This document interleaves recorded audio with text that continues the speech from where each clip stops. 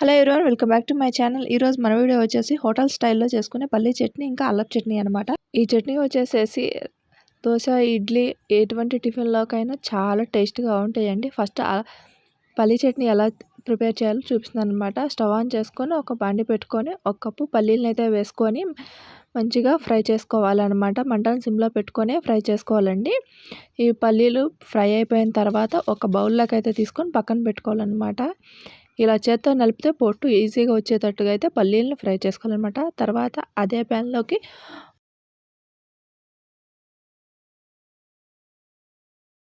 అవి తీసుకొని పక్కన పెట్టుకున్న తర్వాత అదే ప్యాన్లోకి ఒక 7-8 పచ్చిమిరపకాయలను అయితే వేసుకోవాలన్నమాట. మన స్పైసీకి తగ్గట్టుగా పచ్చిమిరపకాయలను కూడా వేసుకొని తర్వాత ఒక 2-3 టేబుల్ స్పూన్ ఆయిల్ అయితే వేసుకోవాలన్నమాట. పచ్చిమిరపకాయలు అనేది ఆయిల్లో మంచిగా ఫ్రై అవ్వాలన్నమాట. మాడిపోకుండా ఫ్రై చేసుకోవాలి. తర్వాత దీంట్లోకి వచ్చేసి 4-5 వెల్లుల్లి రెబ్బలను కూడా వేసుకొని ఒకసారి బాగా కలిపేసేసుకోవాలన్నమాట.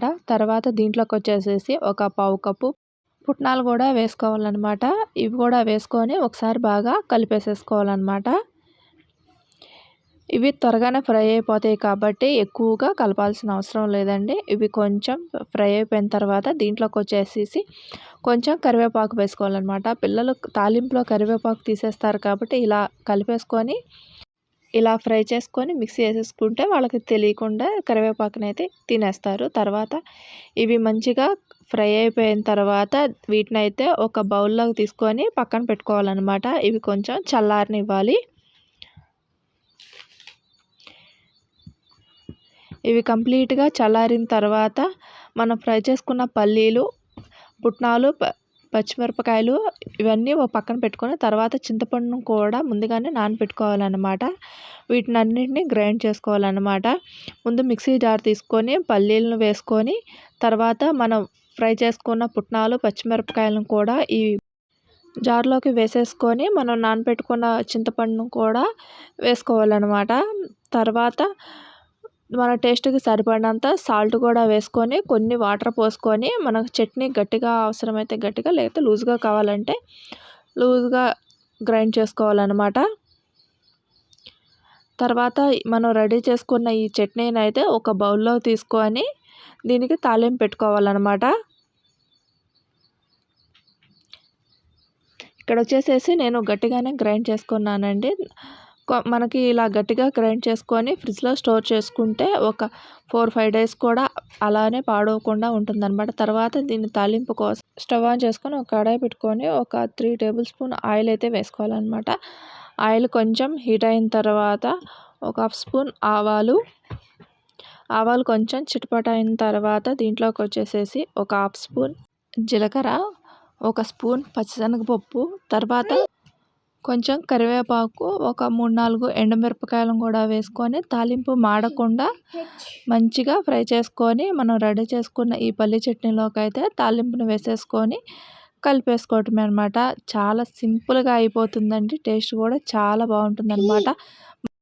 హోటల్లో తినే చట్నీ టేస్టే వస్తుందండి. చాలా బాగుంటుందన్నమాట. ఈ చట్నీ వచ్చేసేసి ఇడ్లీ, దోశ, టిఫిన్స్ కాంబినేషన్కి అయితే చాలా బాగుంటుందన్నమాట. చాలా సింపుల్గా ఈజీగా పల్లీ చట్నీ అయితే రెడీ అయిపోయింది. తర్వాత మన రెండో చట్నీ వచ్చేసేసి అల్లం చట్నీ అనమాట. స్టవ్ ఆన్ చేసుకొని ఒక 2-3 టేబుల్ స్పూన్ ఆయిల్ వేసుకోవాలన్నమాట. ఆయిల్ కొంచెం హీట్ అయిన తర్వాత కారం తగ్గట్టుగా పచ్చిమిరపకాయలను అయితే ఒక 7-8 పచ్చిమిరపకాయలను అయితే వేసుకోవాలన్నమాట. పచ్చిమిరపకాయలను కూడా మంచిగా ఆయిల్లో ఫ్రై చేసుకోవాలన్నమాట. తర్వాత దీంట్లోకి వచ్చేసేసి ఒక 4 టేబుల్ స్పూన్ అల్లం ముక్కలను అయితే వేసుకోవాలన్నమాట. అల్లం కూడా మంచిగా చిన్న చిన్న ముక్కలుగా కట్ చేసుకొని ఈ ఆయిల్లో అయితే ఫ్రై చేసుకోవాలి. అల్లం కూడా ఫ్రై అయిపోయిన తర్వాత ఒక బౌల్లోకి అయితే తీసుకొని పక్కన పెట్టుకోవాలన్నమాట. ఈ అల్లం చట్నీ వచ్చేసేసి ఒక 5-10 మినిట్స్లోనే ఈజీగా ప్రిపేర్ చేసుకోవచ్చు అనమాట. టేస్ట్ కూడా చాలా బాగుంటుందండి. తర్వాత ఇవి ఫ్రై చేసుకొని ఒక బౌల్లోకి తీసుకొని పక్కన పెట్టుకోవాలన్నమాట. ఇవి తర్వాత మనం ముందుగానే చింతపండును అయితే నానబెట్టుకొని పక్కన పెట్టుకోవాలండి. తర్వాత ఒక మిక్సీ జార్ తీసుకొని ఫ్రై చేసుకున్న అల్లం, పచ్చిమిరపకాయలను జార్లో వేసేసుకొని నానబెట్టుకున్న చింతపండును కూడా వేసుకోవాలన్నమాట. తర్వాత దీంట్లోకి టేస్ట్కి సరిపడినంత సాల్ట్ వేసుకోవాలండి. తర్వాత మనం స్వీట్నెస్ తగ్గట్టుగా కొంచెం బెల్లం ముక్కనైతే వేసుకోవాలన్నమాట. బెల్లం కూడా వేసుకొని మంచిగా గ్రైండ్ చేసేసుకోవటమే అనమాట. దీన్ని ఒక బౌల్లో తీసుకొని తాలింపు పెట్టుకోవాలన్నమాట.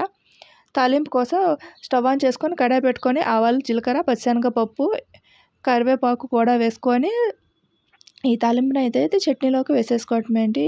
చాలా టేస్ట్‌గా ఉంటుందన్నమాట. ఈ అల్లపు చట్నీ వచ్చేసేసి తియ్యగా ఉంటుందండి. కొంచెం చాలా టేస్ట్‌గా ఉంటుంది. ఇడ్లీ దోశలోకి అయితే ఇంకా టేస్ట్‌గా ఉంటుందన్నమాట. అంటే ఎంతో సింపుల్‌గా అల్లపు చట్నీ కూడా రెడీ అయిపోయింది.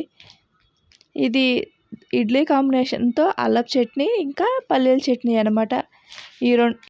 ఈ అల్లపు చట్నీ ఇంకా పల్లీల చట్నీని ట్రై చేయండి. చాలా టేస్ట్‌గా ఉంటుందండి. ఈ 2 చట్నీలు వచ్చేసి మన హోటల్లో తిన్న టేస్టే వస్తుందండి. టేస్ట్ మాత్రం చాలా చాలా బాగుంటుందన్నమాట. మరికొన్ని ఇంట్రెస్టింగ్ వీడియోల కోసం మన ఛానల్ని అయితే సబ్స్క్రైబ్ చేయండి. ఇలాంటి వీడియోస్ నేను డైలీ పోస్ట్ చేస్తానన్నమాట. మరికొన్ని వీడియోలు మిస్ అవ్వకుండా ఉండాలంటే మన ఛానల్ని అయితే సబ్స్క్రైబ్ చేయండి.